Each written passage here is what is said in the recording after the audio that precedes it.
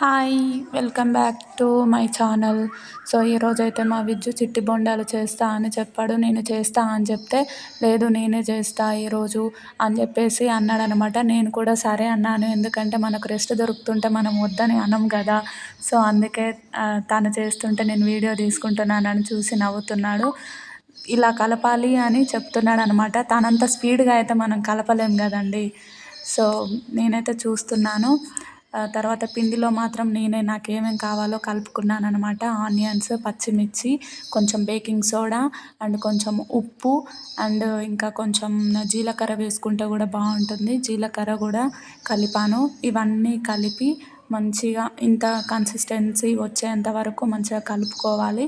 కలుపుకున్న తర్వాత మనము ఆయిల్ని వేడి చేసి పెట్టుకోవాలి. కలిపేటప్పుడే ఆయిల్ని వేడి చేసి పెట్టుకుంటే కలపగానే మనము వేసుకోవచ్చనమాట.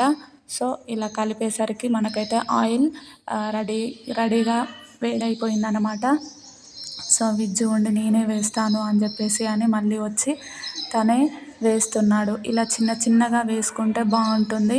మరి మనము పెద్దగా వేస్తే అందులో ఉన్న పిండి అనేది ఉడకదనమాట సరిగ్గా. సో, అందుకే కొంచెం చిన్న చిన్నగా వేసుకుంటే తొందరగా లోపల ఉన్న పిండి కూడా తొందరగా ఉడుకుతుంది. మనం తినడానికి కూడా క్రిస్పీగా ఉంటాయన్నమాట. మొత్తం పిండి పిండి ఉండకుండా మంచిగా వస్తాయి బోండాలైతే. చిట్టి బోండాలు అంటారు ఇక్కడైతే.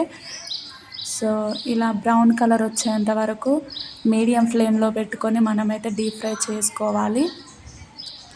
మైదా పిండిని తీసుకొని కలుపుకున్న తర్వాత ఒక 4 అవర్స్ అయితే పక్కన పెట్టుకోవాలి. 4 అవర్స్ తర్వాతనే వేసుకుంటే బాగుంటుందన్నమాట. ఎందుకంటే ఆ టైంలో పిండి అనేది మంచిగా పులుస్తుంది. పులిసాక మనము చిట్టి బొండాలు వేసుకుంటే బాగుంటుందన్నమాట. ఇలా బ్రౌన్ కలర్ వచ్చాక మనము తీసేసుకొని తింటే బాగుంటుంది. పల్లీ చట్నీలో ఇలా తింటే చాలా బాగుంటుంది టేస్ట్ అయితే. అడిగాను విజ్జుని, ఎలా బాగున్నాయి నువ్వు చేసుకున్నాయే కదా అంటే, చాలా టేస్టీగా ఉన్నాయి, సూపర్గా ఉన్నాయి, మీరు కూడా ట్రై చేయండి అంటున్నాడు. సో, మీరు కూడా ట్రై చేయండి.